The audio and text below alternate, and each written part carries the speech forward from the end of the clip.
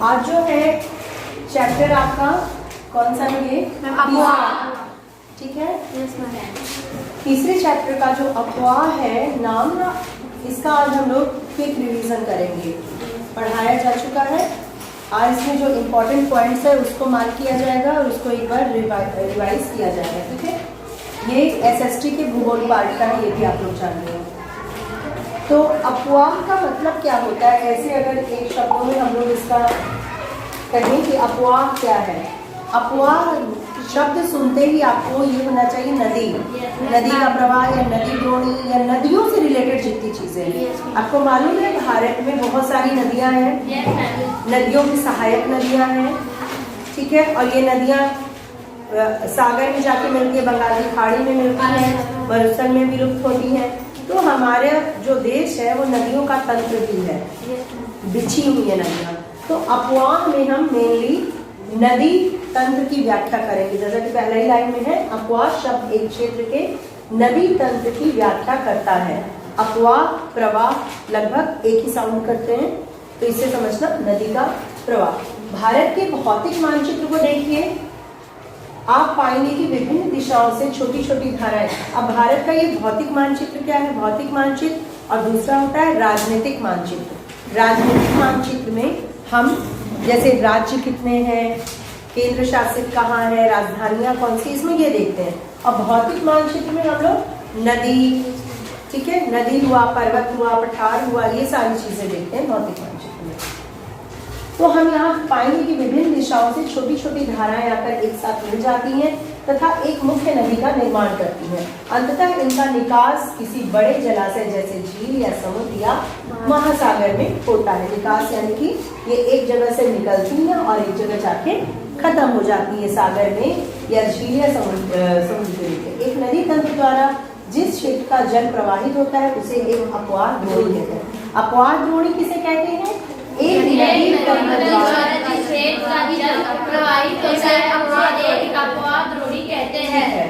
ठीक है, जिस क्षेत्र का जल प्रवाहित होता है वो अपवाह द्रोणी कहलाता है। मानचित्र का अवलोकन करने में पता चलता है कि कोई भी ऊंचा क्षेत्र जैसे पर्वत या उच्च भूमि दो पड़ोसी अपवाह द्रोणियों को एक दूसरे से अलग करती है। इसका मतलब ये होता है बच्चों कि जैसे मान लो कि यहाँ से कोई नदी आ रही है, ठीक है, ये नदी की धारा है, ये इधर से आ रही है और यहाँ पे पहाड़ हो गया, तो एक धारा इधर चली जाएगी, एक कट के इधर चली जाएगी, तो दो मुख्य धाराएं हो गई। ठीक है, यहाँ दो मुख्य धाराएं हम लोग को दिखने लगी, येलो वाला और ये।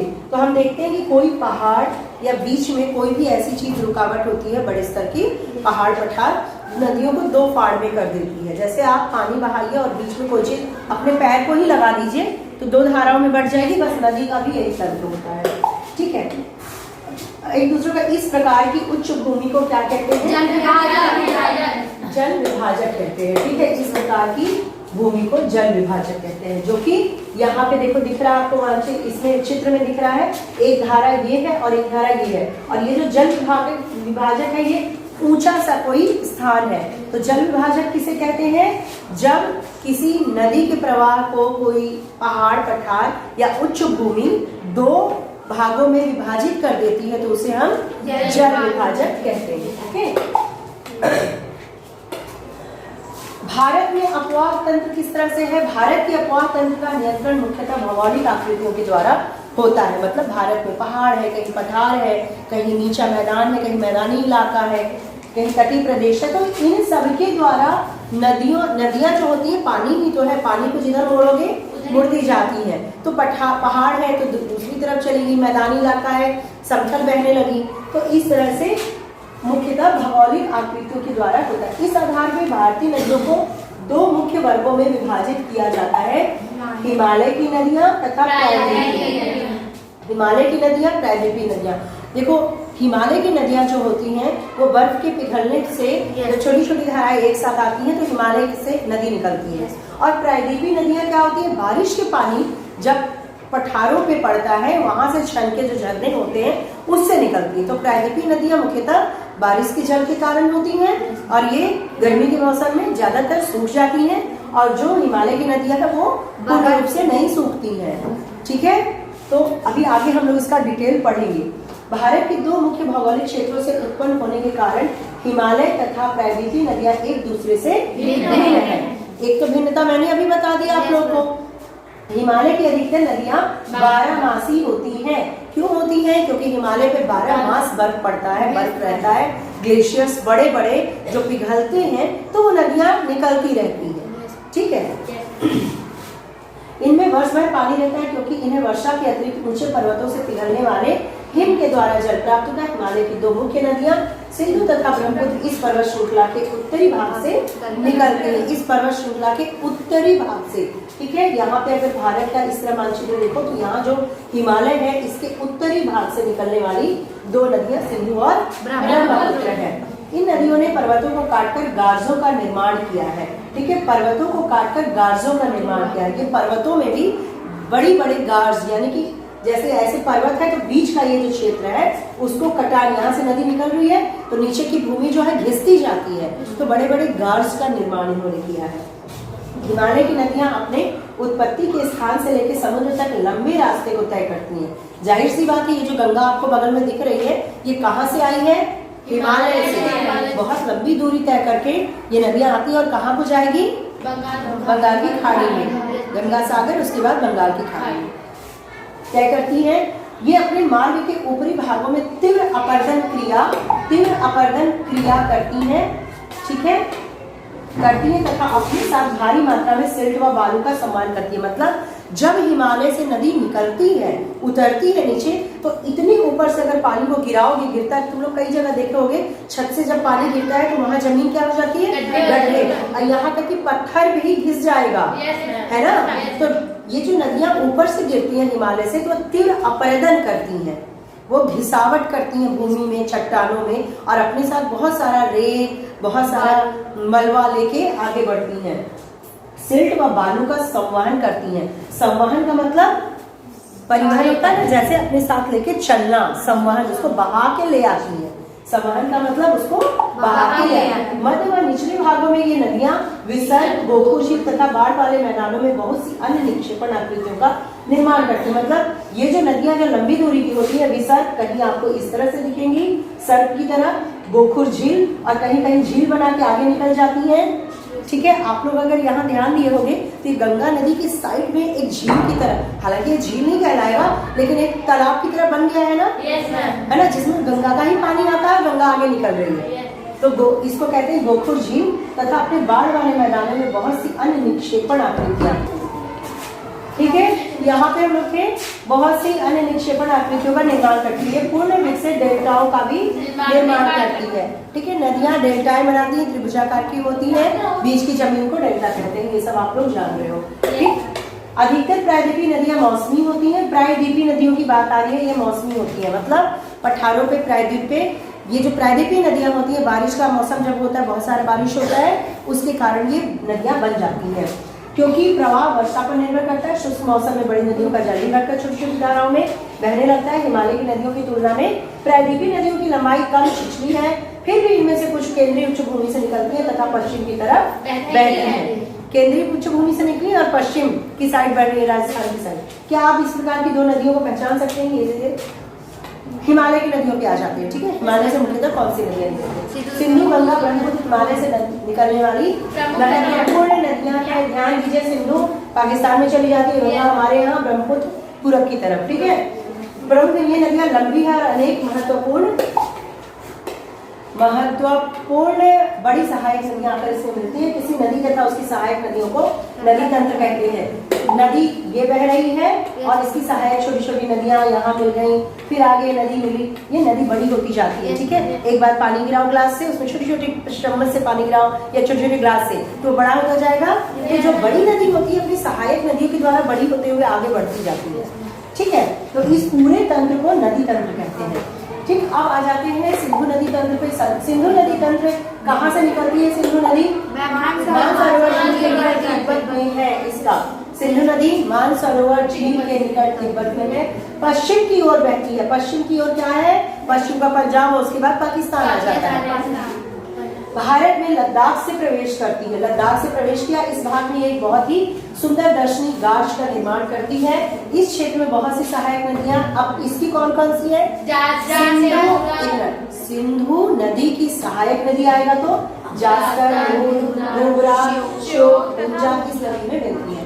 सिंधु नदी बलूचिस्तान तथा गिलगित से बहते हुए, बलूचिस्तान और गिलगित, अब वहीं का जो ये अरबी और उधर का जो भाषा है उसमें देखो जास्कर, नुब्रा, श्योक, उंजा है ना, ये भारतीय भाषा नहीं लग रहा, ये उधर को होते हुए गिलगित से बहते हुए अटक में पर्वतीय क्षेत्र से बाहर निकलती है। सतलुज, ब्यास, रावी, चेनाब तथा झेलम आपस में मिलकर पाकिस्तान में मिठान कोट के पास सिंधु में मिल जाती है। यानी सिंधु की सहायक नदी कौन सी हुई? सतलुज, ब्यास, रावी, चेनाब और झेलम, जो कि भारत से है और ये मिल जाती है मिठान कोट के पास पाकिस्तान में सिंधु नदी से मिले। इसके बाद यह नदी दक्षिण की तरफ बहती है तथा अंत में कराची से पूर्व की ओर अरब सागर में मिल जाती है।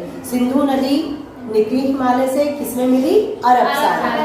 गंगा निकली हिमालय से और किसमें मिली? बंगाल की खाड़ी में। ठीक है, देख रहे हो ना नदी तंत्र किस तरह काम करता है कि इधर पश्चिम की ओर जाते हुए पाकिस्तान में जाते हुए मिल गई बंगाल, अरब सागर में, और ये जो है बंगाल। उसके बाद आगे हम देखते हैं सिंधु नदी के मैदान का ढाल बहुत धीमा होता है। जाहिर सी बात है, गंगा नदी भी जब मैदान में आती है तो बहुत धीमा ढाल हो जाता है। सिंधु द्रोणी का 1/3 से कुछ अधिक भाग भारत के जम्मू कश्मीर, लद्दाख, हिमाचल तथा पंजाब में तथा शेष भाग पाकिस्तान में स्थित है। ठीक है, अब देखो भारत के जम्मू कश्मीर, लद्दाख, हिमाचल, पंजाब में सिंधु नदी है, यानी सिंधु का पानी हम भी लेते हैं और शेष भाग पाकिस्तान में, और पाकिस्तान भी उसी नदी का पानी यूज कर रहा है। ठीक, 2900 किलोमीटर लंबी सिंधु नदी। सिंधु नदी कितनी लंबी है? 2000। विश्व की लंबी नदियों में से एक है। ठीक है, लंबी नदियों में इनकी गिनती की जाती है। अब आ जाते हैं गंगा नदी तंत्र पे। गंगा की मुख्य धारा भागीरथी कहलाती है। ठीक है, गंगोत्री हिमालय से निकलती है। अलकनंदा उत्तराखंड के देवप्रयाग में इससे मिलती है। ठीक है, अलकनंदा उत्तराखंड के देवप्रयाग में मिल जाती है। अलकनंदा अलग है, छोटी, और भागीरथी उधर से मिली, दोनों मिल गई। हरिद्वार के पास गंगा पर्वतीय भाग को छोड़कर मैदानी भाग में प्रवेश। हरिद्वार तक बहुत ही तेज गंगा का धार होता है, बहुत ही तेज होता है। अलकनंदा इससे मिली और फिर यह आगे को चली है गंगा बन के। अलकनंदा विलुप्त हो गई इससे मिलके, जब सहायक नदी मिलती है तो वहीं पे वो विलुप्त हो जाती है। यमुना कहाँ विलुप्त हो गई? गंगा से मिल गई, गंगा सागर में यहाँ संगम में मिल गई तो ये गंगा बन गई। ठीक है, हिमालय से निकलने वाली बहुत सी नदियां आकर गंगा मिलती है। इनमें से कौन कौन सी है? यमुना, घाघरा, गंडक, कोसी। ठीक है, यमुना नदी हिमालय की यमुनोत्री हिमालय से निकलती है। यमुना भी हिमालय की यमुनोत्री जगह है, गंगोत्री, यमुनोत्री, तो वहां से निकली और आकर के यहाँ मिली। वो दूसरी तरफ कटान हो गया उसका, दिल्ली कानपुर होते हुए यमुना नदी इधर से आके, और ये इधर से आकर के मिली है गंगा, और यहाँ संगम प्रयागराज में हो जाता है। अब देखो हिमालय से निकलने वाली बहुत सी नदियां आकर, ये हमने बता दिया कोसी, और यह गंगा के दाहिने किनारे से समांतर बहती है तथा इलाहाबाद में, जो कि अब प्रयागराज है, गंगा में मिल जाती है। घाघरा, गंडक, कोसी, नेपाल, हिमालय से निकलती है। इसके कारण प्रत्येक वर्ष उत्तरी मैदान के कुछ हिस्से में बाढ़ आती है, जिससे बड़े पैमाने पर जानमाल का नुकसान होता है। ठीक है, उत्तरी मैदान के कुछ हिस्से में बाढ़ आती है, लेकिन ये वे नदियां जो मिट्टी के उपजाऊपन प्रदान कर कृषि योग्य भूमि बना देती हैं। किसकी बात हो रही है?